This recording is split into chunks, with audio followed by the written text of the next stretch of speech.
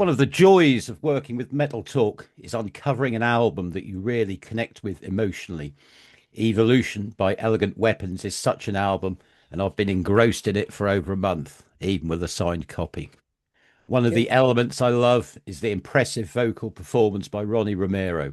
So much so that I've chased him down, and I'm delighted to welcome Ronnie to Metal Talk. Good afternoon, sir. Hello. Horns for a Halo was a cracking album. Here you inherited vocal lines that had already been recorded by another singer. How do you make a melody line your own when someone else has already lived in it? Yeah, well, you always have space for, to put your own performance on it. I learned that working with Ritchie Blackmore actually, Right. Yep. because I needed to fill all those big shoes from legendary singers, and even when you learn how to perform the songs respecting the original, Hmm. but not trying also to copy, because this like a little space in between where you can move when you're Hmm. trying to do a cover, or trying to sing a song that he was previously singing by somebody else. Because I think the fans, especially Rainbow fans, they're very hard on that, Hmm. on that side. They don't want to copy, but also they don't want to hear something too far from the original song. So I think I learned that playing with the Rainbow through the years. So when Richie came to me and he said, "Listen, we have this album, and we needed to sing the songs," and I heard, yeah, the songs already recorded by another singer. I just try to respect, the Hmm. performance, but also putting my own thing so that people, they can hear that it is Ronnie Romero singing. Yeah, cool. Cool. It makes sense. I mean, we caught Elegant Weapons on your UK debut show at Steelhouse Festival and at that year's Hellfest as well. I mean, for Yeah. you, those first live shows, is that where you really began to feel that, yes, this could be a band that works? I think there was a feeling for everybody in the band, because we recorded the first album when during the pandemic. Mhm. It was 2022, I think. I mean, it was right after, but it's still there was some limitation for traveling and all the stuff. Everybody was working on distance and with internet and all the stuff. So we recorded the album. It was well received, but we didn't actually figured out how it will be playing all together the songs live. And so when we started to play the shows, it was and it was a little bit hard because the first four shows were with Pantera. Hmm. We were Yeah. supporting Pantera, so it was a Mhm. little bit of pressure there. but but then we started to feel very comfortable with each other, obviously at the personal level, but also playing the songs together. Hmm. And then we realized, I think, that okay, this is something, this is something we can work on. And as I say, we felt very comfortable with each other, and we had a lot of fun playing the songs live. So that's why I think Richie probably mentioned it already in other interviews. It was like, yeah, this is the second album is, it feels actually like a Elegant Weapons. It's Hmm. like this is a different feeling. It's a proper evolution, yeah. I mean, Yeah. with many artists kind of drip feeding tracks these days, I see evolution as kind of the opposite for me. For me, listening to it, it's an album, yeah, it's a journey, something you can get away from the computer and just immerse yourself in. Is that the way that you see it? Yeah, I mean, that's I always try to do with all my music, even with Backbone. I Hmm. I try to be the more organic possible doing Hmm. music, because obviously we live in this time where everything is through a computer Hmm. and through the phone, and everybody listen on Spotify or any digital platform, and the quality of the music is not the same anymore. Yep. There's, in my opinion, too many tools on the studio that fake a little bit the final result of music, because one of the things that I don't like nowadays is like to overproduce the music. Yep. I always think that we need to make music that you can play live in the same way you Hmm. recorded it. And sometimes you have too many overproduced music with so many layers and tracks that you cannot perform that on the live side. So I think with the Richie, we have the same the same way to see what we need to do, and in terms of, this must be like in the 70s and Yep. 60s, 70s, 80s, where we have just 4 or 5 guys playing together and playing in the studio and recording all together or whatever, and then go and play the songs live. And when you write music, even, it's like you need to think that you're writing something that you need to perform live after. So in that sense, I think we try to be as much as organic as we can do, Yeah. and Yeah. Yeah. I think that's something you can hear and you can listen in the album, and I think is a plus. Yeah, definitely, definitely, 100% agree with that. I mean, I was very, very, very impressed with your vocals across the album. Richie Thank you. Faulkner talked about, producing your vocals on this Elegant Weapons album Yeah, differently to the first one. It's a more of a collaborative process built from the ground up. Yeah. I mean, yeah. how does being produced like that change your relationship with the song?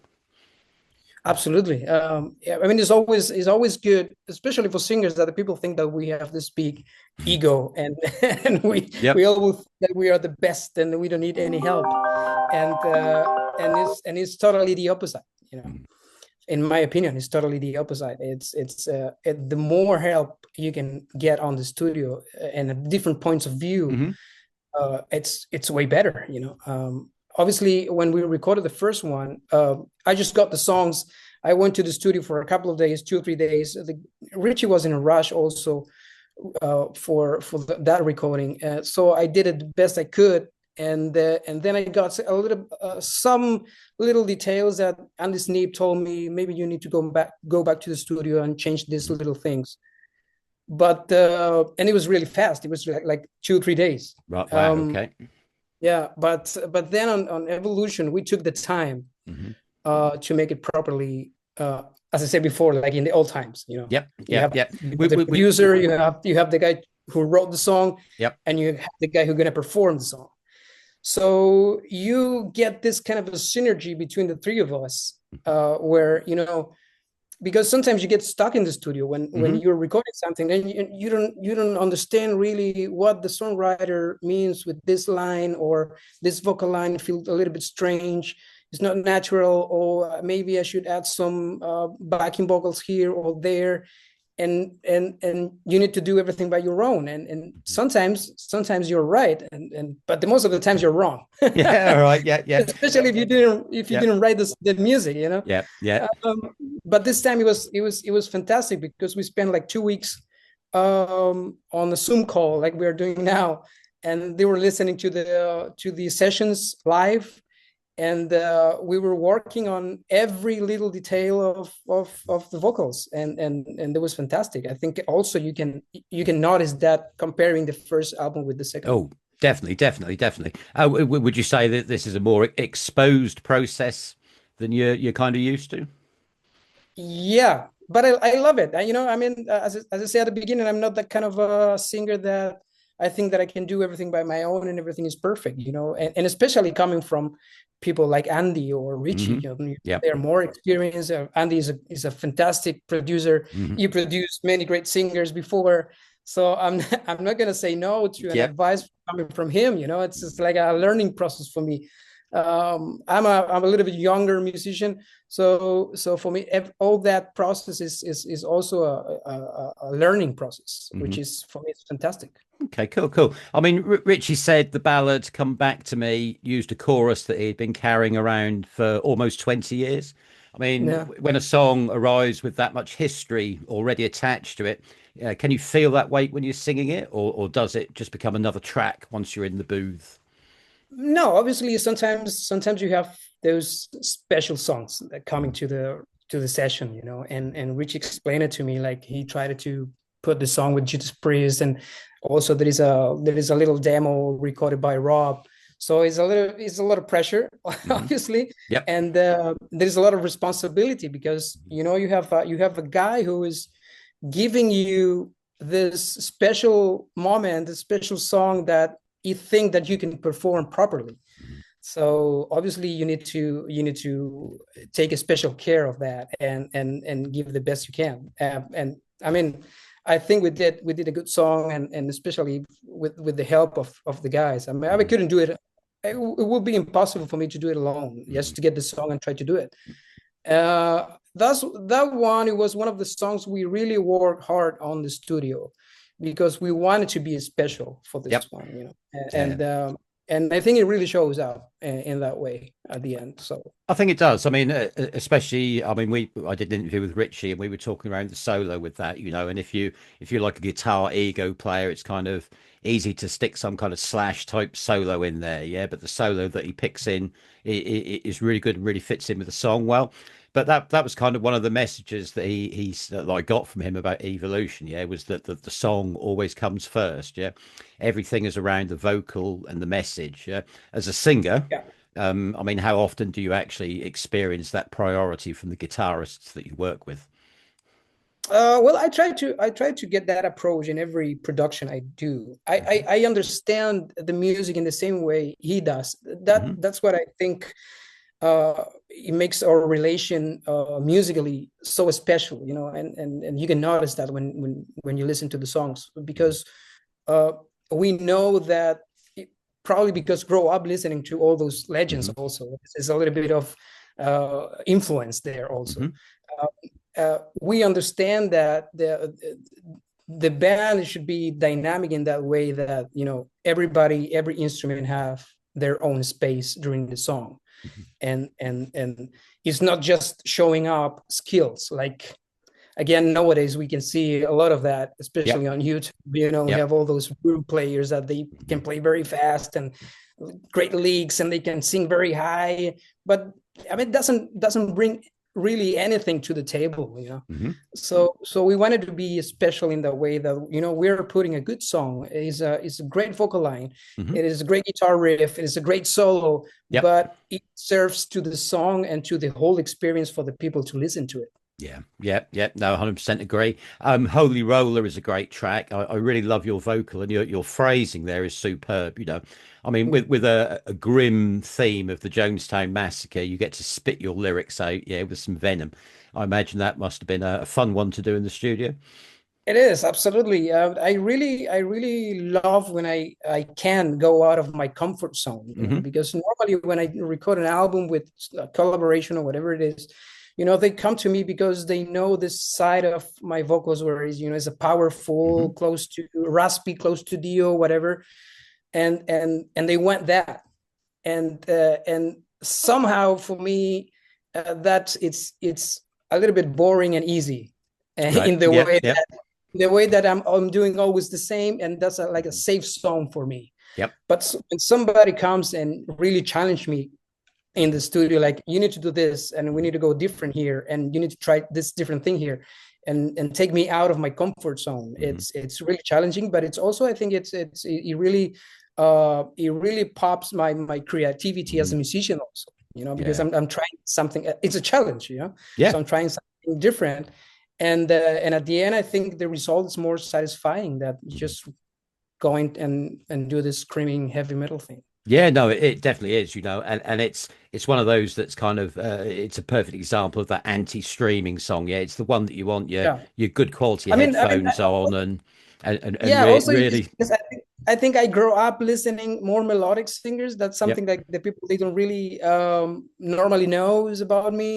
It's I grew up. My father, rest in peace, he was a huge fan of classic rock music, especially from America. Hmm. So I grew up listening Journey and Kansas and Boston and all those more melodic bands. Hmm. And I was introduced to the hard rock and heavy metal later on my youth when I was already 14, 15 years Hmm. old. So for me, it's really challenging, and I really love to sing more melodic and Hmm. and with clean and soft voice. So it's Hmm. it's it's really fun. Yeah, no, that's cool. That's a bit more exciting. What I went through, kind of Frank Sinatra and the Sid Phillips jazz band. But that's another story. So Richie described Rupture, yeah, the instrumental built around the cardiac experience as something that he could hear a heartbeat through when he was writing. Yeah, it then in great album form, it goes straight into Mercy of the Fallen immediately on it after the album. Knowing the kind of connection with all that, did that change the context, maybe how you approach the vocal? Uh, in the way that well, I remember when Richie got this incident and this health issue. We were just I think it was even before to release Horns for Halo. I think it was Hmm. before, Yep. if I remember correct. So obviously we got really worried, and then after even seeing him performing the songs during the tour we did 2 3 years ago, and it was encouraging, it Hmm. was encouraging for everybody, because it's not easy to go through what he went through, Hmm. Yep. and Hmm. and then get totally recovered and then going and kick ass on stage, and with Judas Priest, I saw Hmm. him a couple of times with Judas also after. So working with Richie is very special in the way that he is, probably doesn't know, and he doesn't believe this, but he's inspiring. He's Hmm. inspiring. He is bringing this inspiration to other people, to the people around him, that he went to hell, he went Yeah. it was really Yep. close, Yep. and Yep. and now it's like is like just performing, and it brings this sense of the love for the music. So every time I have the chance to work with them in these two albums, and even playing shows together, is just inspiring. And so yeah, somehow you need to take it a little of special care working on his music. I think it's special.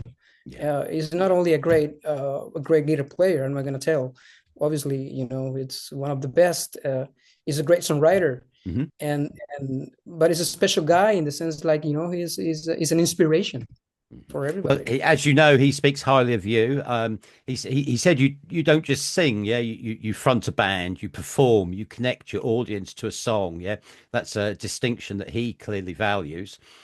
From your side, what does a guitarist have to do in order to give you the connection to make that actually happen? I have this when I work with them, when I play with them. I have the same feeling I got when I was playing with Blackmore or with Hmm. Schenker. That kind of guitar players, that they're not just shredders. Hmm.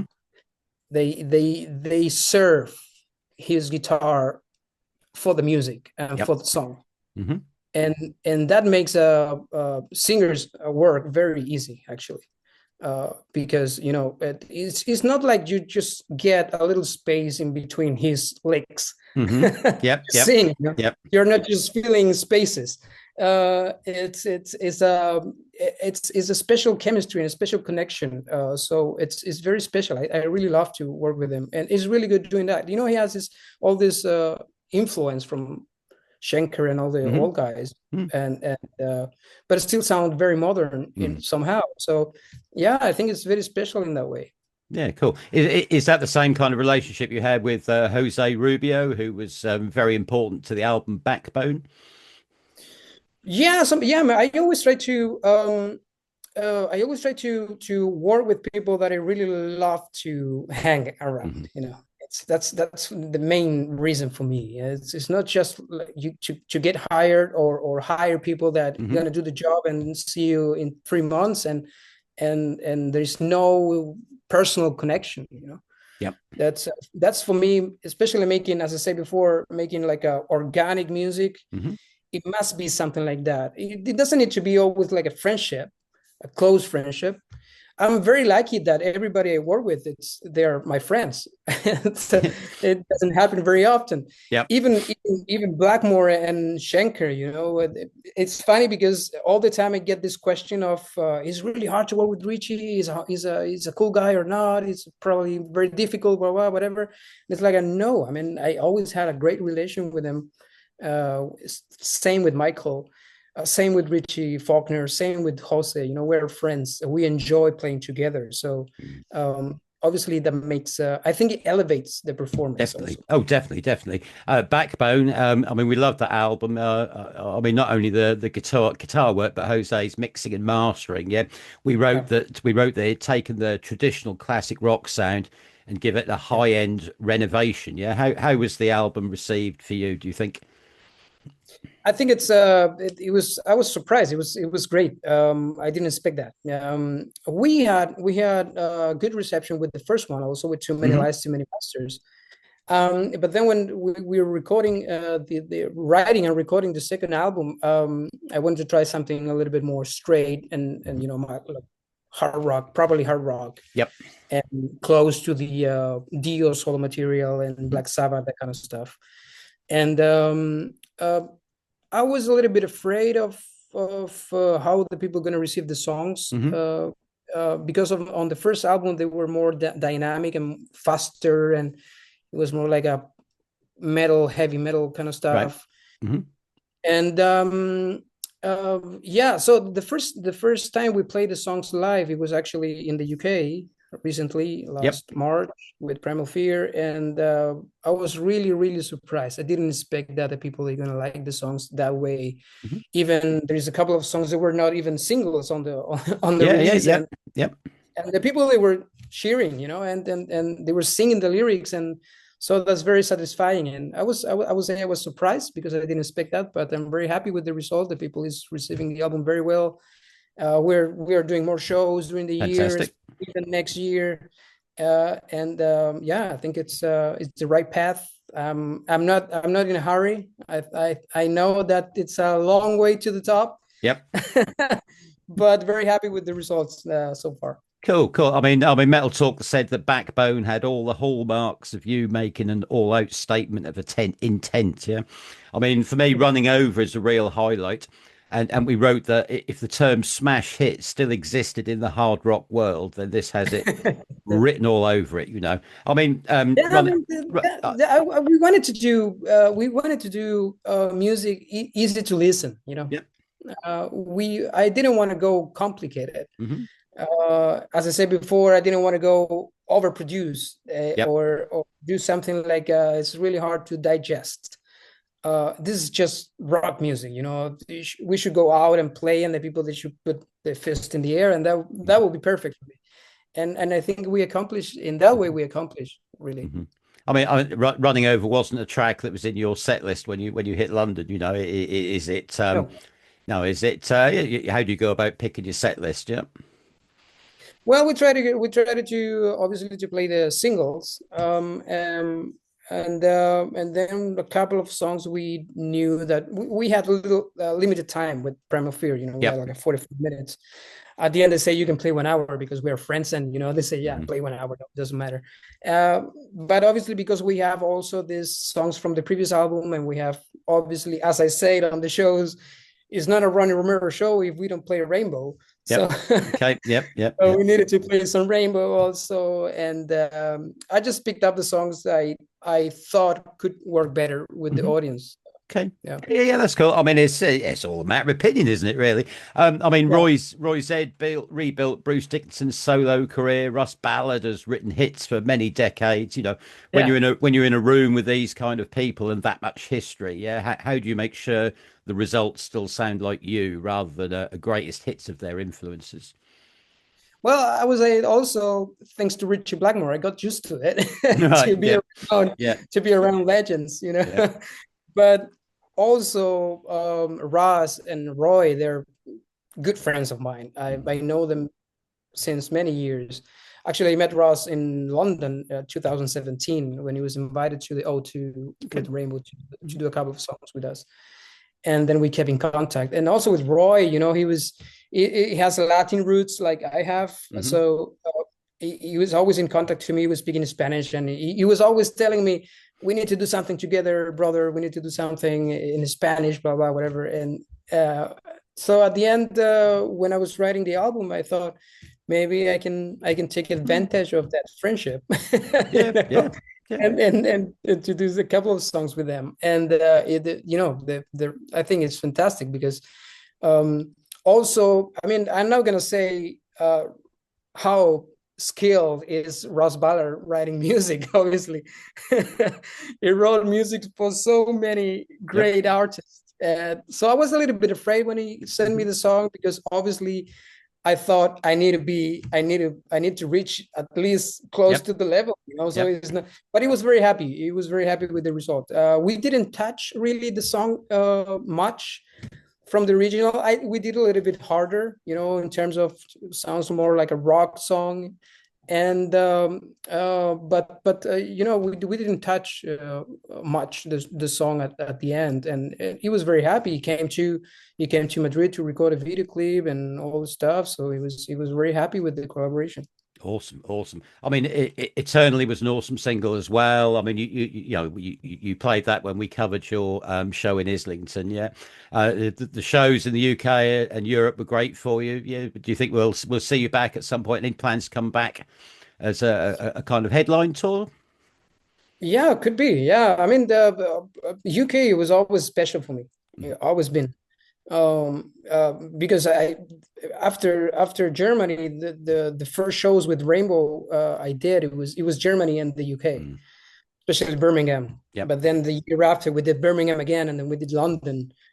We tried to do Manchester. That show was canceled at that time, but it was always special. You know, we have this with the UK. We have this connection with Rainbow. You know, Mhm. because obviously, you know, Yep. everybody loves Rainbow there, and for me, the UK and Germany are my main markets, I would say.